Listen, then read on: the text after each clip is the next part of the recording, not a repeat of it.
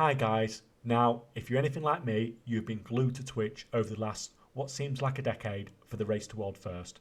I think it's been the best version of the event ever from both in how intense it was and from a production value point of view, but today we're going to go with the theme of the channel and look at it from the perspective of the gold involved.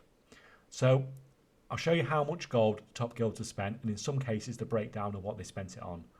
We will compare this onto what has been spent in previous tiers, how a guild is going to repay this as most of the gold was borrowed, could the banning of boosting communities and cross-server advertising affect their ability to get the gold back, what was the decision Blizzard have made to put a burden on the finances of these top guilds, and lastly, could a single gold maker fund a race to world first guild and potentially be another part of the ever-growing team of these top guilds.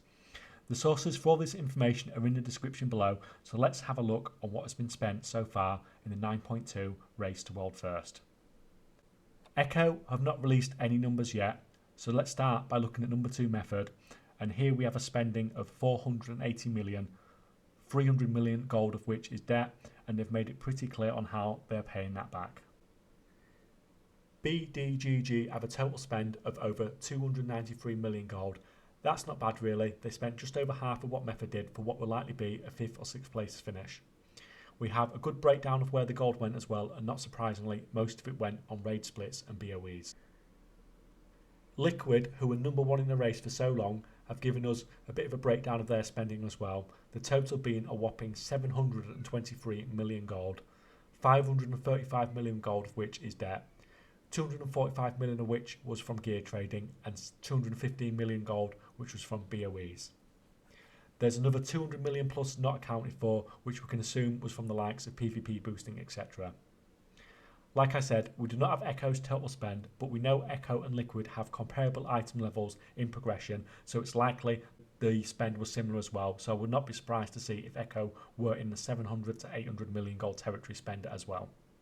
There seems to be a huge diminishing returns in gold spending for the race to world first.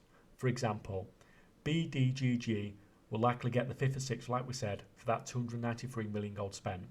Then you need to spend another 200 million gold to push up a couple more ranks, and then another 200 million gold to push up in the territory where you're really racing for that world first. So how does this stack up to previous raid tiers, and why was it so damn expensive this time around? Well, we have the best numbers from Limit/Liquid out of any of the guilds, so let's compare their 9.1 Sanctum of Domination spending to 9.2. So they went from spending 279 million gold to 723 million gold, which is just an absolutely insane jump. So I suck at WoW, but by the end of a season, even I have item level of gear that is equivalent to Mythic Raid in every slot just from my weekly plus 15 volts. This means that when the next raid comes around, even I can trade gear from normal, as the latest raid on normal has the same item level as Mythic from the previous raid tier. However, Blizzard decided that only people who already have that certain tier can trade tier.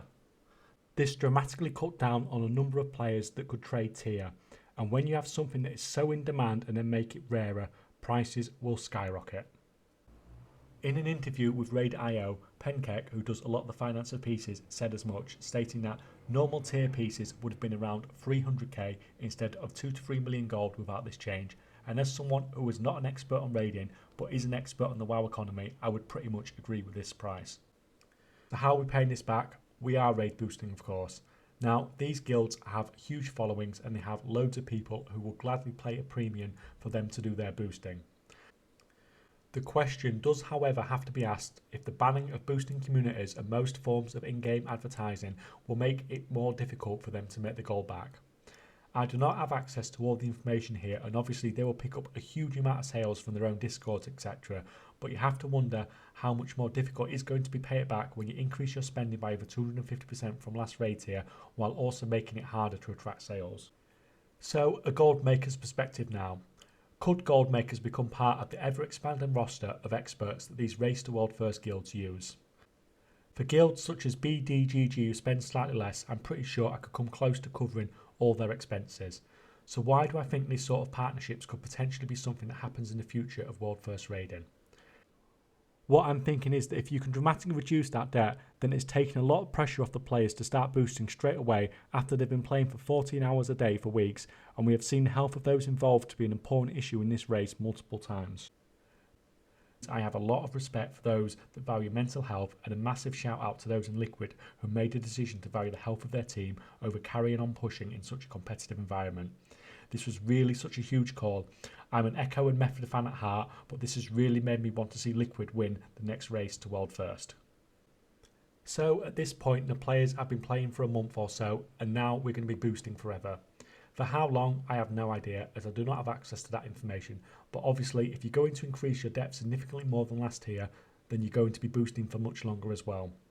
Hopefully in future Blizzard won't make such stupid decisions like they have done with tier, which sucks for everyone, but especially the players in these top guilds that are having to pay all this debt back. And like we discussed, maybe one day gold makers will become part of these teams and help lift the burden of debt from the players in the top guilds.